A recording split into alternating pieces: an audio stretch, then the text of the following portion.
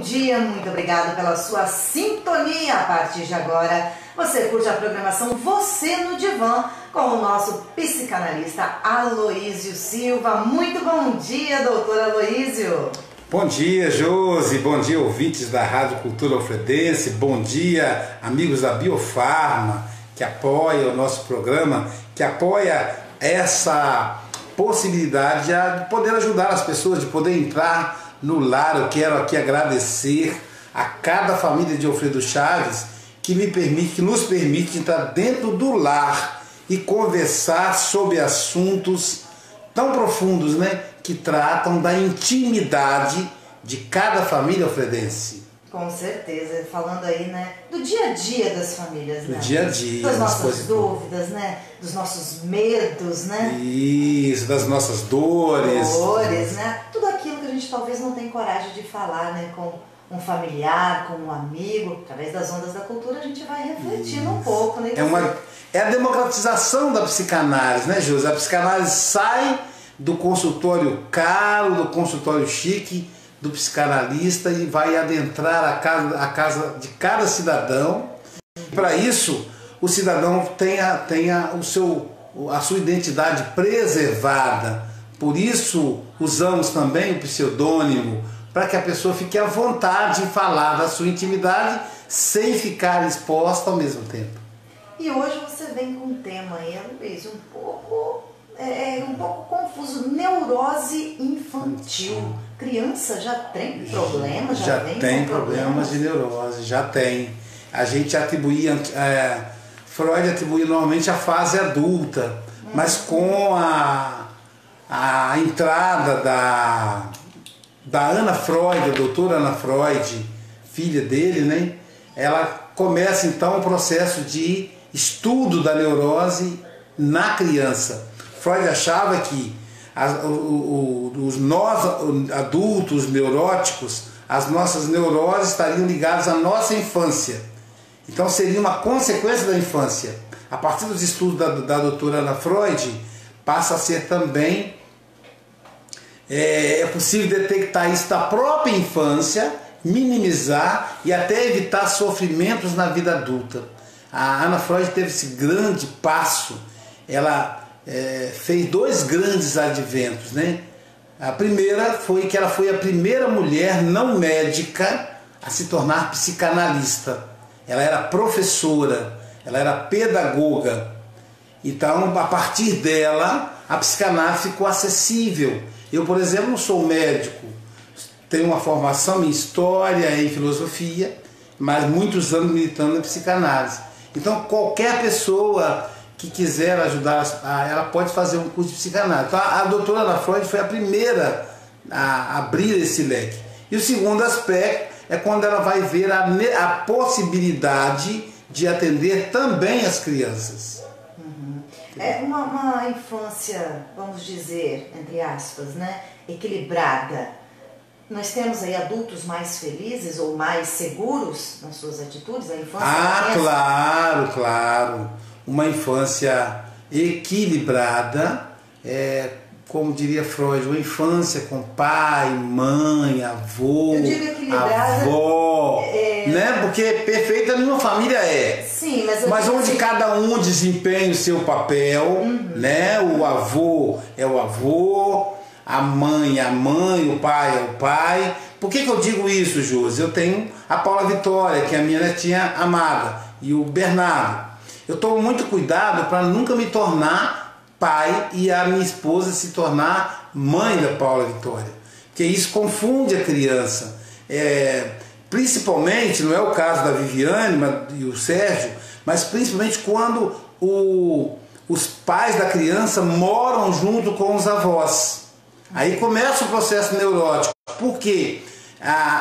Existe mãe, a gente chama de mãe fálica. Existem avós que elas vão engolir a filha ou a nora, e elas assumem a maternidade da neta ou do neto. E o pai, o avô, o Zé Ramalho tem uma música chamada Avorrai, avô e pai.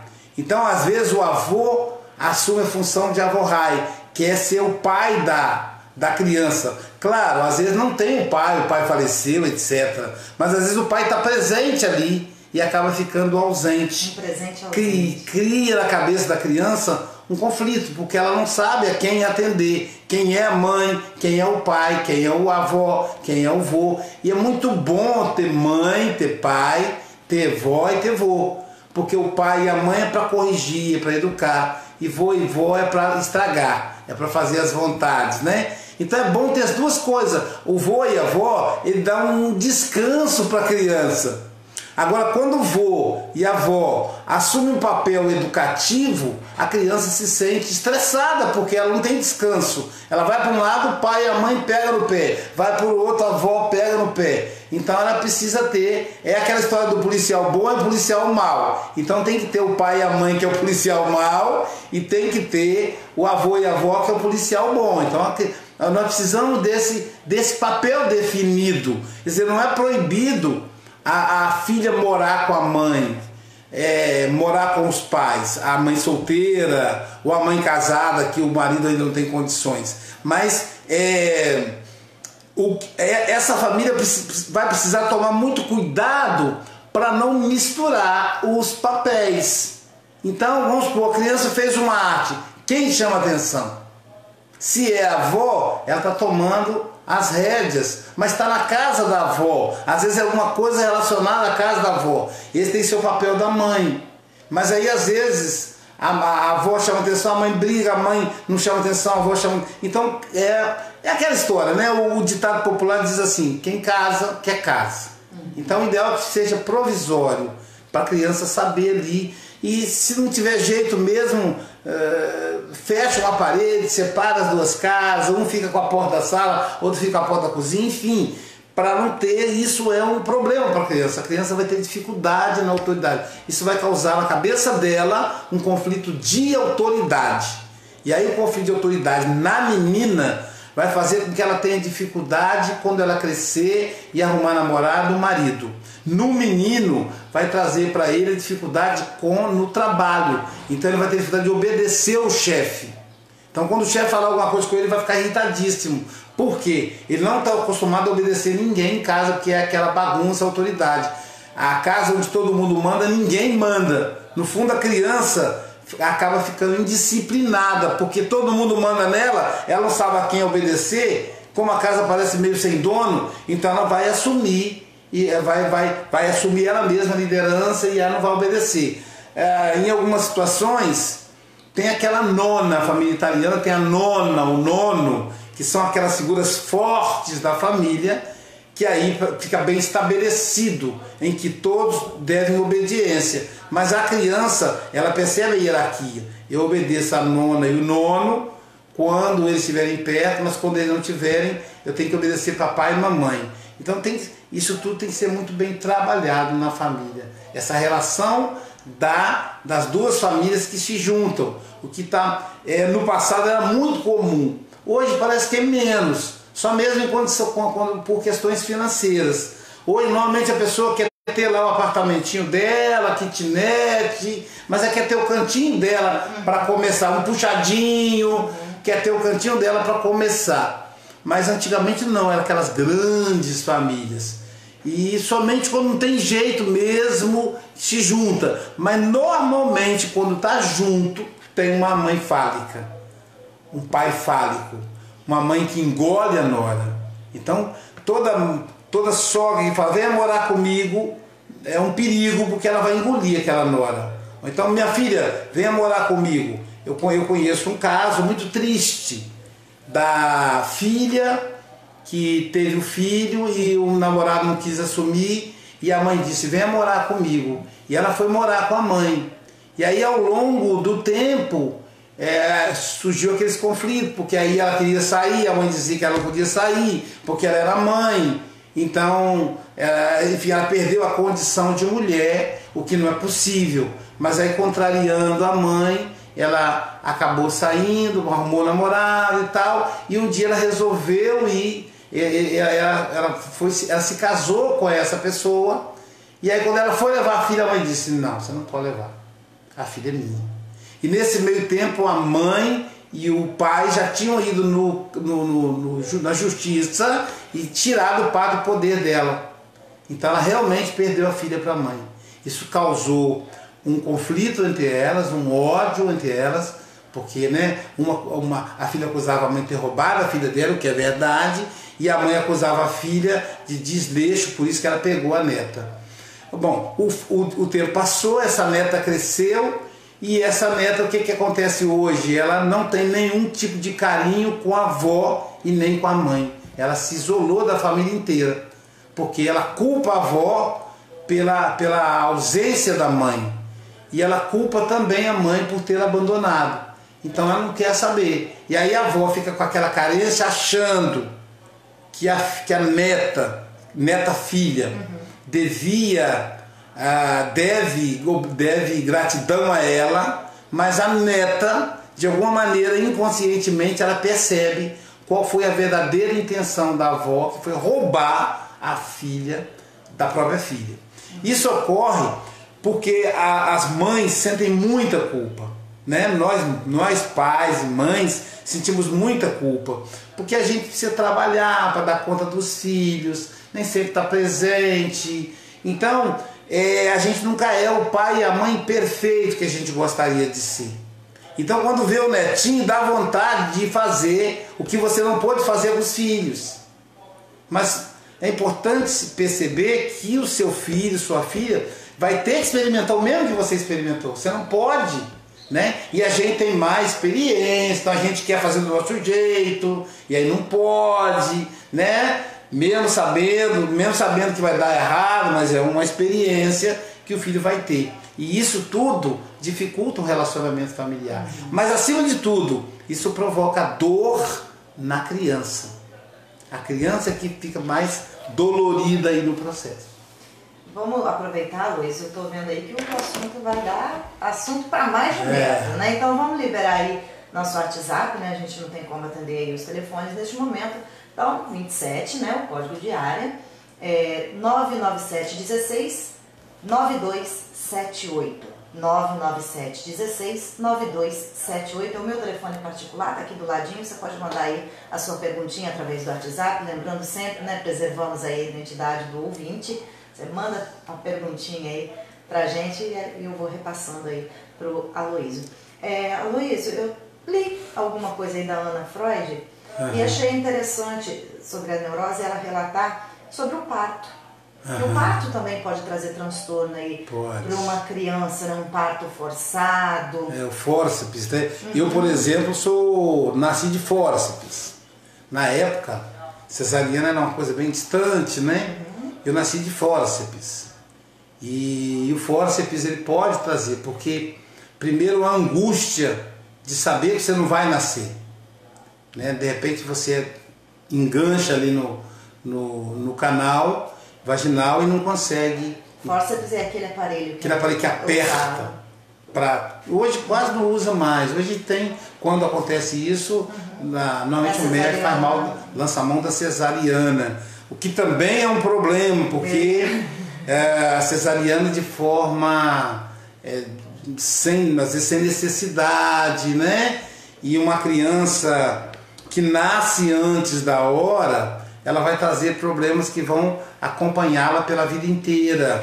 Eu não sei, assim, em questão de números, né? Estou por fora, mas pelo que a gente vê hoje em dia, você ver uma mãe, uma mulher que diz eu quero um parto normal é muito difícil. Muito difícil. É muito difícil. E a gente vê uma gestação, hoje não se fala mais em meses, né? São semanas, então em torno de 40 até 42 semanas. E a gente vê muitas mulheres hoje, já para não correr o risco dessa criança nascer de parto normal, porque quer cesariana, quer programar, quer que o filho nasça aí no dia do aniversário do pai, né? No aniversário de um familiar. Chegam aí com essas crianças a 38 semanas, então quer dizer, 38 para 42 vão dar praticamente quase um mês, né? Vai dar um mês aí de diferença. Essa antecipação, essas semanas que a criança foi retirada aí do ventre da mãe, né? Onde ele estava ali aconchegado, né? Ainda estava se desenvolvendo. Isso pode trazer algo para essa criança prejudicial? Sim, Josi. Nós estamos aqui... Lógico, em matéria já está perfeito, está formadinho, o médico já está maduro, né? Pode nascer, mas psicologicamente. Não está pronto, não está pronto. Eu gosto sempre de dizer o seguinte, eu acho que tem uma comparação talvez meio esdrúxula, né? Mas uma coisa assim, nós estamos em Alfredo Chaves, aqui é tudo muito perto. Então você compara uma banana que amadurece no cacho e uma banana que amadurece da Ceasa. A diferença no paladar, na qualidade. Mamão, por exemplo, eu gosto muito de mamão. Eu gosto muito de mamão Formosa, porque por princípio ele é doce. Não há possibilidade de mamão Formosa, pelo menos eu achava, né? Do mamão Formosa não ser doce. Pois curiosamente eu encontrei mamão Formosa sem doce. Porque verde, nem como o pessoal fala, de vez, né? Ou seja, na condição de madurar, estava. Então colhe aquilo e aí aquilo é o pessoal antigamente dizia amadurecido à força. Tudo que é força faz mal. Então a criança também, quando nasce antes, ela vai ter problemas. O número de UTIs neonatal, a UTIN, utilizado com criança filho de cesariana, de parto cesariana, é muito maior do que aqueles de parto normal. A gente sabe que a dor do parto é uma dor complicada, né? Eu não consigo imaginar a intensidade da dor, só mesmo a mulher que passou por ela, mas lembrar que é um processo natural. Então, assim, ninguém morreu de dor de parto. Eu sei que fazem todo um terror sobre isso, assustando as jovens mamães. Minha nora, por exemplo, diz que quer ter parto normal. É difícil encontrar alguém assim. No momento ela quer ter parto normal. Minha esposa Jailza também, no primeiro filho, queria parto normal. Ela só foi cesariana porque não teve dilatação. Mas ela sentiu a dor do parto. Então, é um processo primeiro, né? A grande pergunta e outra coisa, você vai sobreviver ao parto normal e você vai sobreviver a outros partos normais, porque todos nós passamos por partos, por momentos ao longo da nossa vida que vai nos doer muito e que a gente vai ali perceber, né, essa dor e superar a dor. Então, todos nós, homens e mulheres, vamos passar por dor dos partos, a dor da separação. Então, quando um casal se separa, aquele que foi surpreendido com a notificação do outro, ele tem uma dor intensa que parece que ele vai morrer, parece que não vai suportar, seja ele o homem ou a mulher. Eu digo surpreendido, que tem sempre um que é mais sonso dos dois. O primeiro está planejando tudo, talvez porque tem aí uma terceira pessoa na relação, ou mesmo que concluiu que não vai dar, aí a cabeça dele se preparou, planejou, pensou em onde vai morar, enquanto o outro sonsinho está lá achando que o casamento é até que a morte separe. E de repente ele ou ela é notificado dessa separação. Um gosto de fel vem na boca, né? E a pessoa tem a sensação, a dor é intensa e não tem remédio a não ser deixar passar. A dor da separação. Eu tenho alguns pacientes que eu estou acompanhando de separação e aí uma paciente me dizia: Aloísio, eu não consigo. Aí eu digo: você está com medo da dor. Só que empurrar com a barriga é eternizar essa dor. Então deixa doer que depois passa. Não fuja da dor, porque se você fugir da dor, você não vai conseguir superar. E aí por muito tempo ela não conseguia, ela fugia, ela terminava a relação e logo depois o namorado pedia para voltar, o namorado de 9 anos de namoro, que não quer casar, então como ela tem sonhos de ter família, de ter filhos, não dá. E aí ela cedia porque ela não conseguia suportar a dor do rompimento. E agora, recentemente, ela conseguiu e ela falou até que não dói tanto quanto eu esperava.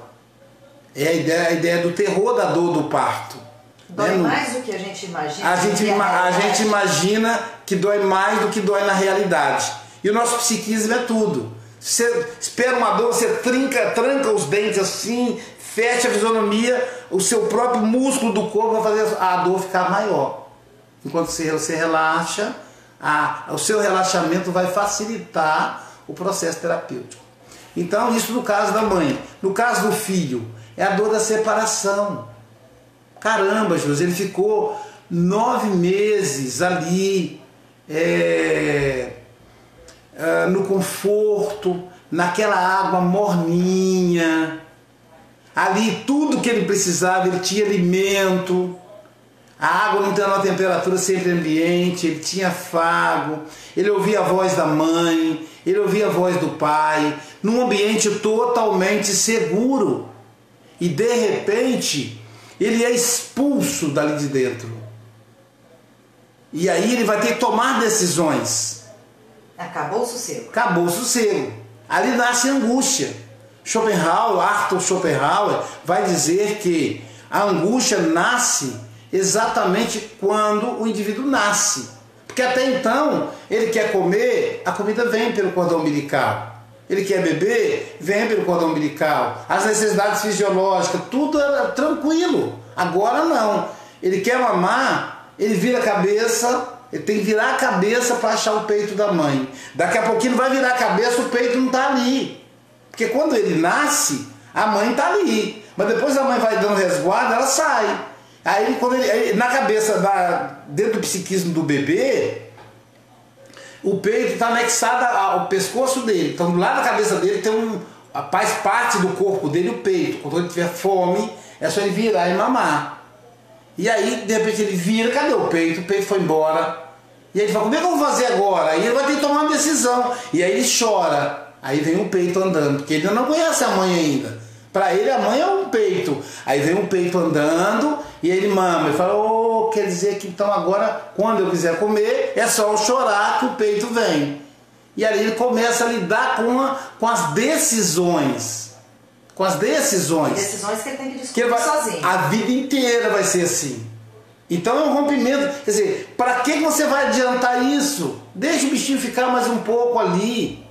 E é por isso que ele, de alguma maneira, o útero, o próprio diálogo, de repente, da mãe, do pai, a ansiedade da família, vai fazendo com que ele se prepare.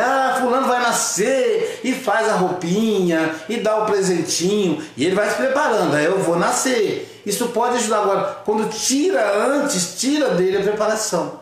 E aí vem o sofrimento. Então esse rompimento com a mãe é a primeira manifestação de angústia e que vai se tornar um processo neurótico nos primeiros anos. Então, esse é o primeiro sofrimento do bebê. Porque a mãe a enfermeira vem com a tesoura e corta o cordão umbilical. Separou ali. Quer dizer, ele não é mais parte da mãe. Ele agora é um indivíduo separado. Alguém separado dela. E aí, então, vai se dar o processo. E mais tarde ele vai sofrer perdas, né? Eu sempre digo, muito cuidado com quem cuida do seu bebê, né? Porque às vezes a pessoa que vai cuidar do seu bebê, ela é que é a mãe, não você. Ela vai passar mais, se ela passar mais tempo com o seu bebê que você, é ela que é a mãe. O bebê não quer saber se ele tem a cor dos seus olhos, se chama de mamãe. Ele é matemático, ele conta pelo tempo. Quem passa mais tempo com ele é o que está contando.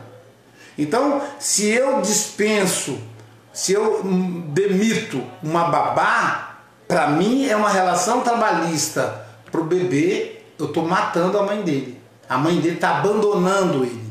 E abandono é morte. Então aquela babá, para o bebê, ela era a mãe dele. E de repente ela não volta nem para se despedir.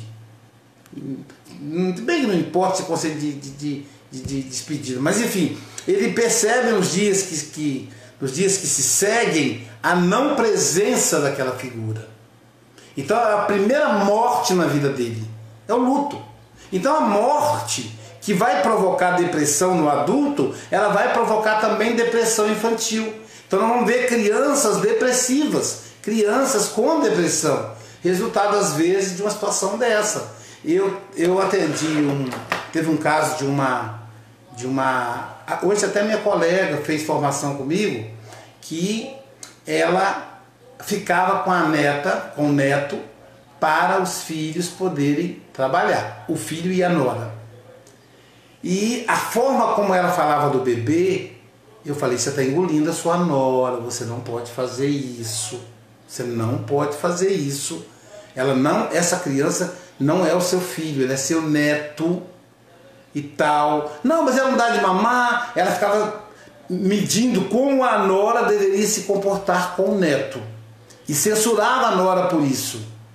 E tentava substituir ao espaço da nora. E ela dizia, a nora chegava em casa cansada e ao invés de olhar para o filho, ia mexer no celular, assistir um filme, ia dormir e o bebê continuava com ela. Então é assim, a fome com a vontade de comer. Então não é que a filha é vítima, a nora é vítima. A sogra quer tomar o filho e a nora, sem perceber, entrega. Né? A nora ou a filha entrega. Então as duas situações são similares, por isso que dá certo. Um quer tomar e o outro quer dar. Mas quer dar não percebendo a consequência daquela atitude. E eu falei, olha, por que você quer tomar esse filho da sua nora, do seu filho? Ela disse, não sei, eu não quero tomar. Quer sim. Por quê? Como é que foi os seus filhos? Aí ela foi confessar que ela não era presente com os dois filhos. Ela era uma mãe ausente, uma mãe que não dava atenção aos filhos, que colocava a vida pessoal em primeiro lugar, que é perfeitamente natural. Só que ao invés de lidar com isso, como ela não fez análise, isso gerava culpa nela. E a maneira que ela tinha para conduzir essa culpa era tomando o neto, dando ao neto a atenção que ela não deu aos filhos. Tudo bem. O que aconteceu? A nora percebeu que ela estava tomando a filha dela, a nora pegou de volta, exigiu do marido que matriculasse o filho numa escolinha, de maneira que a avó não teria contato nenhum. Essa avó ficou louca, surtou, ficou doida, não conseguia dormir, como se faltasse uma medicação para ela. E ela realmente entrou numa crise de abstinência. Ela já estava surtou no controle da situação. E aí era como se tivesse arrancado o filho dela. Não é filha, não é neto, mas ela já tinha absorvido como filho. Ela já tinha colocado todas as expectativas de recuperar aquele tempo perdido. Isso. E sobretudo criou um vínculo maternal com o neto, que é algo muito forte. E aí ficou aquela confusão e, por outro lado, o neto não se adaptou na escola. Ele sentia falta da avó-rãe, né? Ou que era avó-rai, o outro fala avó-rai, eu vou colocar aqui avó-rãe. Então ele sentia falta da avó-mãe, o neto. E começou aquela confusão, o menino deu febre, adoeceu, e por causa do problema do filho, o filho dela teve que conversar com ela. O pediatra falou, olha, contou a história toda para o pediatra falou, olha, realmente é uma situação que não é correta, só que não dá para fazer esse corte radical. Então, eu sugiro a você que mantenha seu filho em meio expediente e o outro meio expediente vai continuar com a avó, mas final de semana arranca da mão da avó, separa dessa avó, arruma a casa de vocês e leva esse filho para sua casa. Então ele vai passar algumas horas com a avó, mas vai dormir com vocês. E assim foi feito. Então, rapidinho o rapaz deu um jeito de arrumar a casa dele, porque também os filhos são muito acomodados também. Rapidinho ele alugou uma casa para ele, senão ele ia perder a mulher, a esposa disse que não aceitava, né? E aí, em função do problema do menino, voltou para a mão da avó. metade do dia enquanto os dois trabalham fora e metade do dia fica na escola. E aí a coisa foi se ajeitando, mas a avó, ela continua querendo tomar, eu conheço ela até hoje. Agora nasceu o segundo filho, bebê, como o bebê não está na idade escolar, está indo para o mesmo erro. Então é um problema, quer dizer, são crianças que vão ter problemas de autoridade no futuro. Teve um outro caso que é extremamente, assim, contando, nem parece que isso é real, que isso pode acontecer. Eu fui atender uma moça totalmente surtada. A moça, num processo de histeria terrível, ela desmaiava, ela gritava, ela chorava, e daquele processo histérico eu fui atendê-la. E ao atendê-la, o que aconteceu? Era a dor da morte do filho. O filho tinha morrido. Não era o filho que tinha morrido. A amiga dela, mãe solteira, teve um bebê e deu a ela e o marido para padrinhar, porque eram os melhores amigos dessa mãe. E aí a criança, o que a mãe fazia? A mãe ia para a balada e deixava na casa do casal. Durante a semana, a mãe ia trabalhar e deixava o filho na casa do casal. Aí a mãe trabalhava, ficava a semana toda fora e o filho na casa do casal. Isso foi passando. Meses. Ano. O menino estava já com 2 anos. E aí, a mãe baladeira ia para a balada, enchia a cara, ficava de porra, e aí no dia seguinte também ela não ia ver o filho no domingo, porque ela estava de ressaca no sábado. Na segunda ela começava a trabalhar, que ia até o sábado para a balada, e ela foi levando essa vida. Só que em algum momento ela acordou.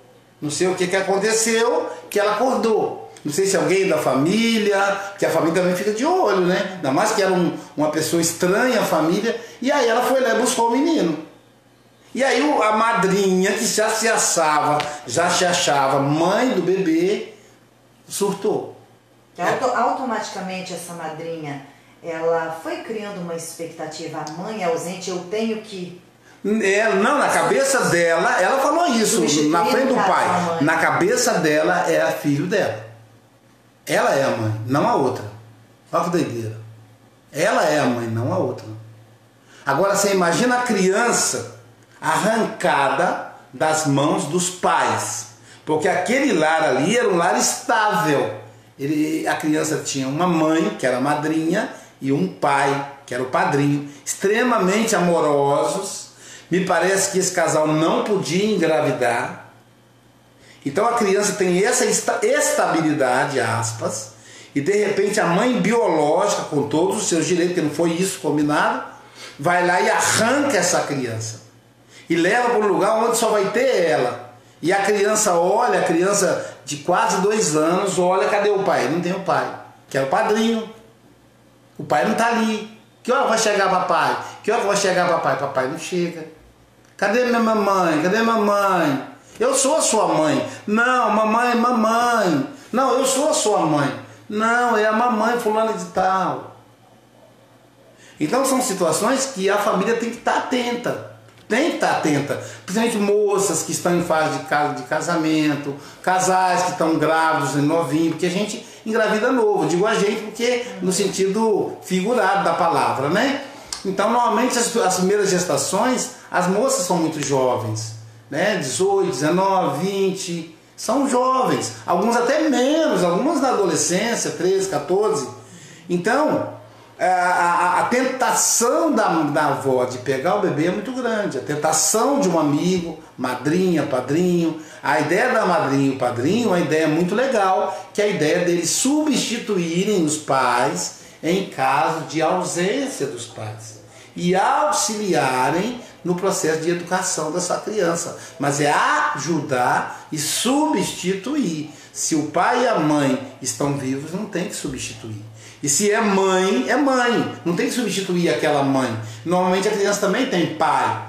Então, ainda que seja um pai ausente, um pai sem vergonha, que não assume o filho, ainda assim é pai e precisa ser respeitado no seu direito paterno. Então isso vai provocar a ausência. Então uma criança que é abandonada, ela vai ter depressão. esse menino que foi abandonado pelos pais, que são os padrinhos, mas que na cabeça dele são os pais, eles têm a mesma sensação, Josi, de quando, se você perdesse seu pai e sua mãe morresse, você ainda dependendo deles. É a mesma sensação. Então vai ter depressão. No caso, Luiz, a gente vê muito a criança, né, quando está começando a falar, falta de um aninho e pouco, mas ela ouve, né, vamos supor aí, a mãe chamar, né, a sua mãe, mamãe, a criança vai aprendendo a chamar a avó de mãe, né, vai trocando aí esses papéis. Os papéis. É importante sempre ensinar que não, eu não sou mamãe, eu sou vovó. Isso. Eu sou titia. Isso. Tem avó que fala assim, me chama de titia, que não quer ser avó. Isso. Que é muito jovem. Hoje nós temos os avós jovens, né? A vovó Josi, vovô Luiz, vovó Jailza, sabe? Então assim, como é que era o vovô e a vovó? Antigamente, no meu tempo, vovô e vovó eram aqueles velhinhos que andavam com bengala, né? O vovô calçava aquela meia social e sapato e bermuda, ninguém entendia como é que ele combinava meia social com sapato com bermuda, né? A vovó andava com uma bengalinha. Então quando você vê hoje vovô Gilberto Gil, vovô Chico Buarque, vovô Djavan, né? São vovôs que usam jeans, vovó Rita Lee, que é roqueira. Então hoje então tem aquelas coisas, né? A pessoa mais vaidosa não fala vovó, fala que eu sou titia ou titio.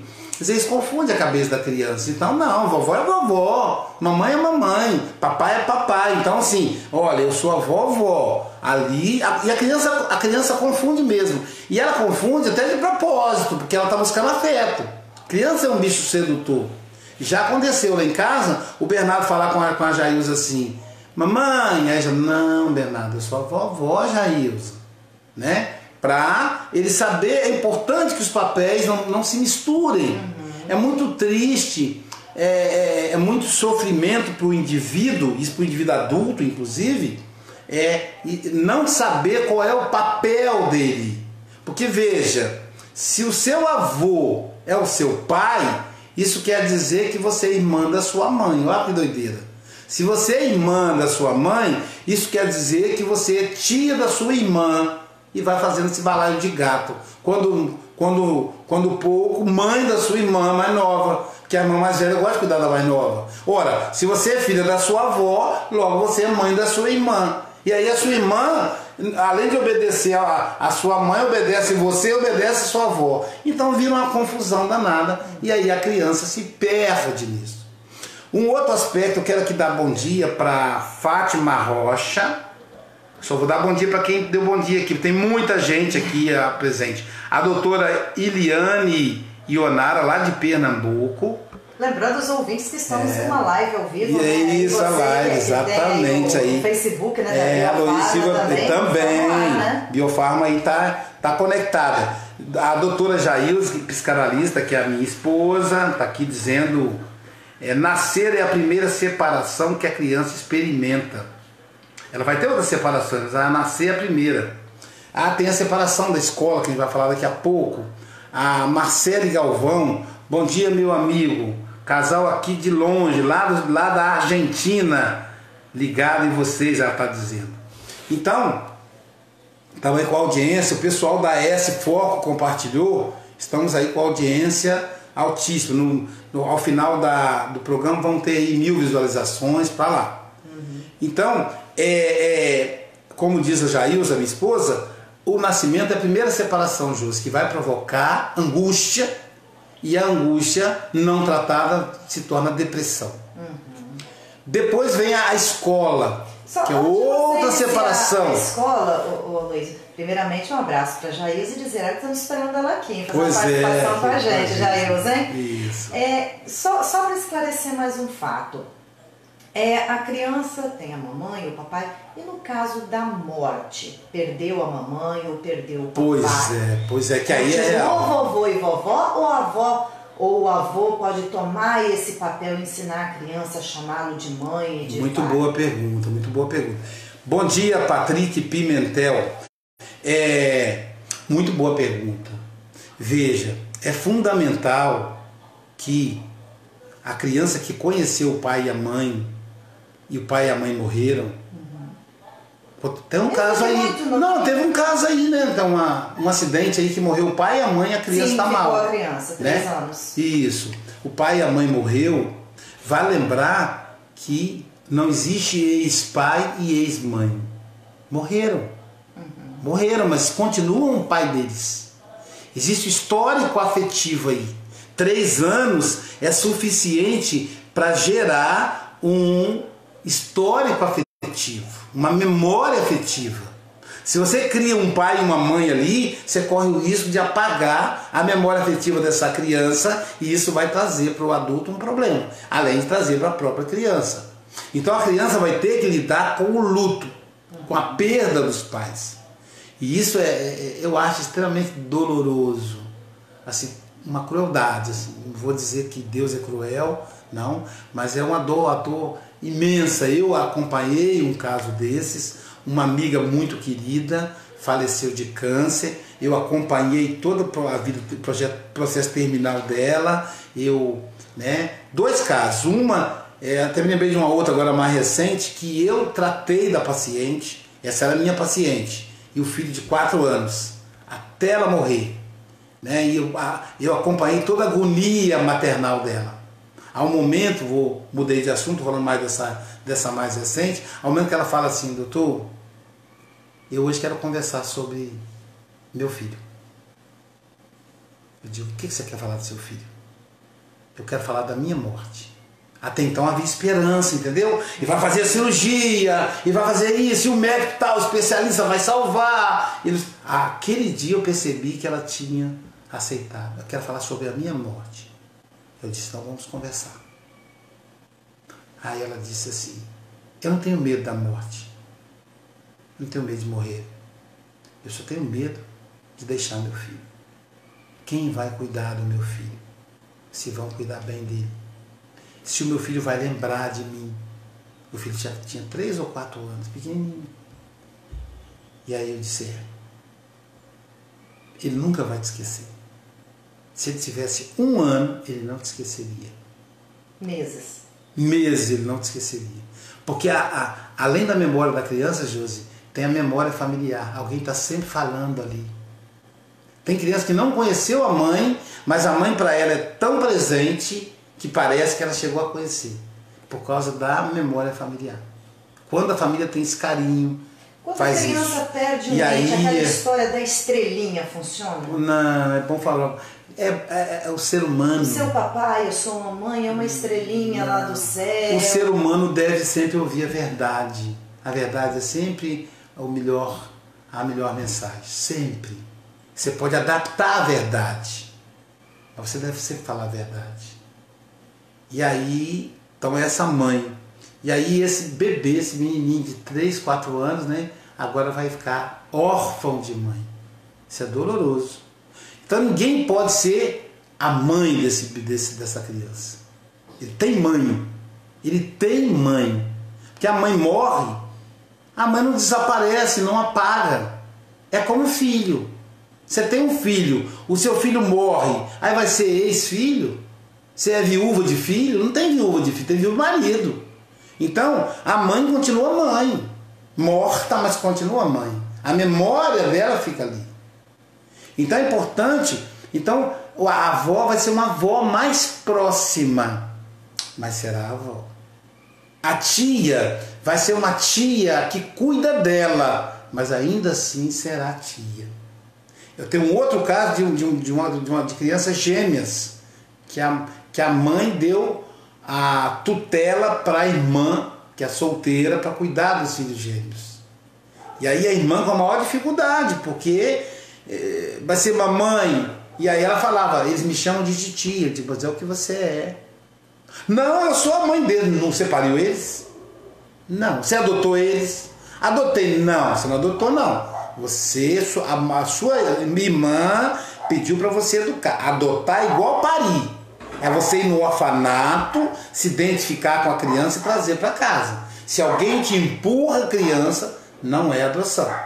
É o caso, por exemplo, dos enteados, né? Você cuida do filho porque você gosta do homem ou da mulher, mas não é a criança que te move é o amor pela pessoa. A criança é só um anexo, né? Então, é mãe, é pai. É importante que a criança saiba que a mãe e o pai é aquele que morreu. E é importante que diga isso para a criança. Conforme nós falamos na semana passada, tem um menino que está com 7 anos e quando o pai morreu, ele está com 9 anos e quando o pai morreu ele tinha 6. E falaram para ele que o pai foi viajar.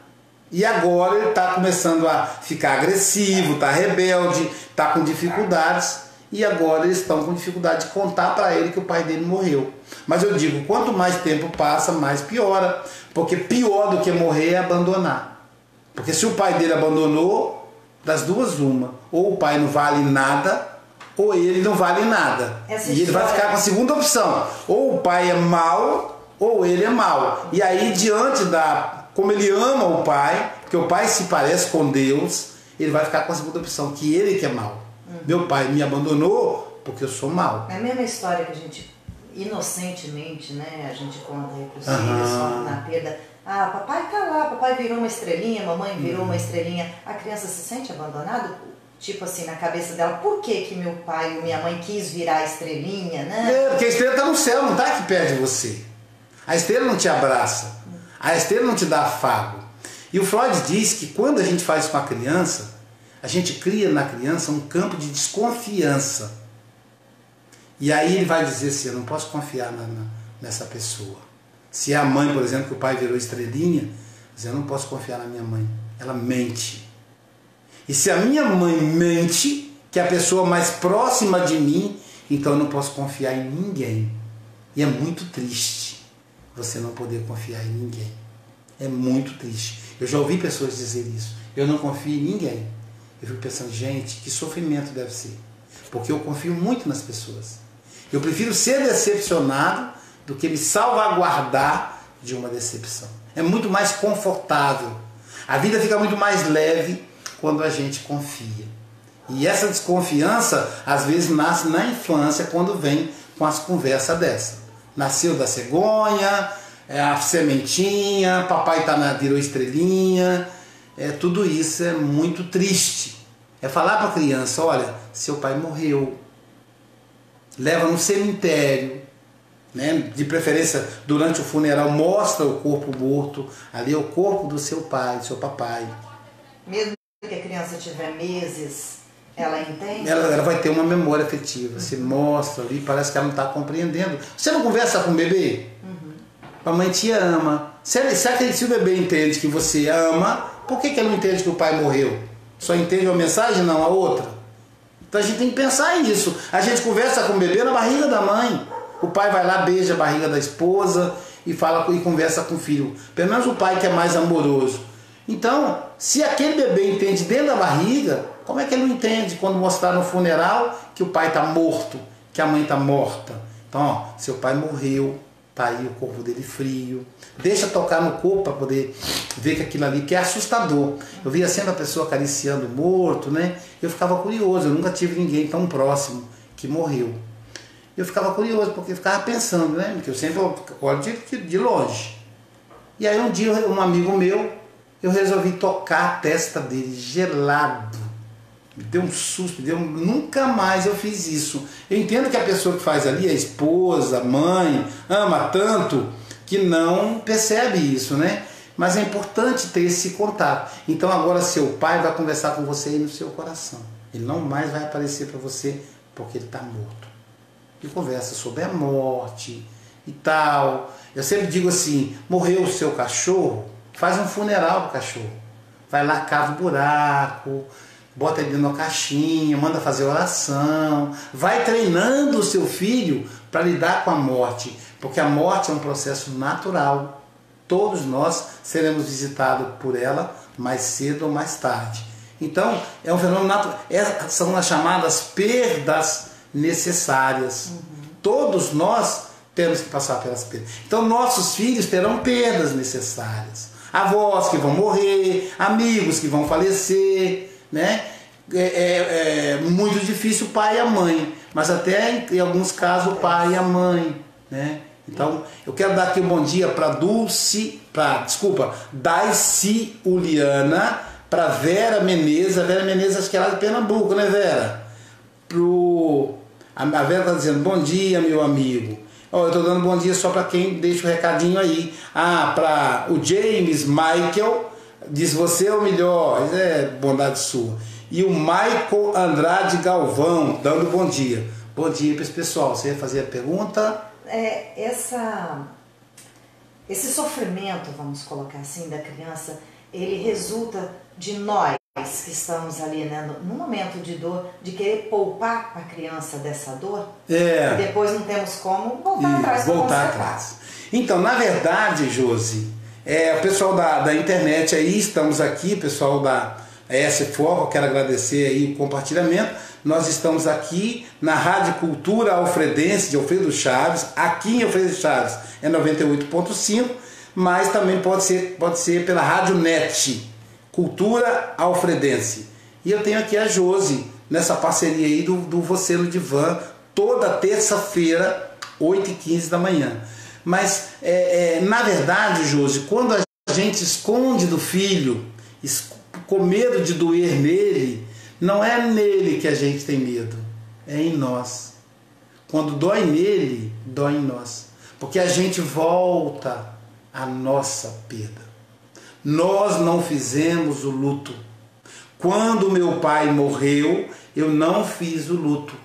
Então, eu entendo que meu filho também não deva fazer. Eu tenho medo de proporcionar o luto ao meu filho, porque se eu fizer isso, eu vou me lembrar da morte do meu pai, que está lá inteiro no meu inconsciente.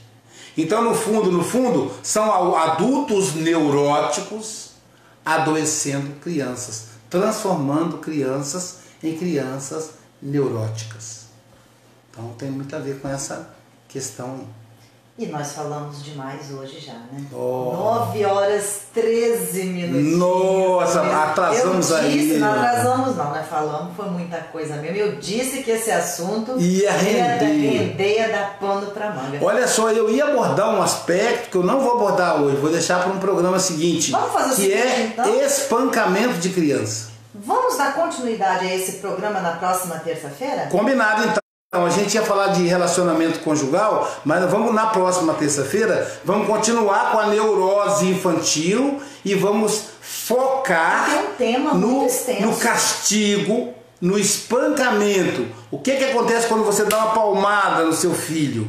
O que acontece quando você põe seu filho de castigo? Tá certo? Tá errado? Não sei, vamos conversar isso terça-feira. A escola também tem um papel importante? A escola, essa relação de educação e de punição, né? Qual é a escola do seu filho? Como é que você escolheu? Você pode aproveitar. E bom dia, Fabiana e Vasco. Então, ela está dizendo que foi muito bom, a Fabiana está agradecendo aqui. Então você pode participar fazendo sua pergunta, né? Então assim, aproveite, tem uma semana para mandar para o WhatsApp da Josi, aí encher a caixa do WhatsApp dela de mensagem. Pode mandar aqui pelo Facebook também, do Aloísio Silva Psicanalista. Pode também mandar lá para Biofarma. Tem a novidade? Então, você pode mandar a sua pergunta lá para Biofarma, né, Josi? Conta aí como é que é o esquema. Com certeza. Então, estamos providenciando uma caixinha, né, uma urna, vai estar lá devidamente, né, identificada. Nosso ouvinte daqui de Alfredo Chaves, né, vai poder deixar a sua sugestão de tema. Qual o problema que você está passando, que você gostaria, né, que o Aloísio estivesse aqui explanando sobre o assunto. Os próximos temas, gente. Quais serão os próximos temas? Porque o programa é toda semana, é toda terça-feira. Agora, e o intuito é falar diretamente para o ouvinte. Sim, eu respondo exatamente. Você pode colocar, se você quiser que eu utilize o pseudônimo, eu utilizo. Falo, Luiz, meu nome é Antônio, mas eu quero que você coloque Pedro. Adota o nome para você. Ou então diga, Luiz, tudo bem, pode falar Antônio, tá bom também para mim. Então você que vai dizer como. E aproveita a urna para colocar as perguntas da semana que vem também.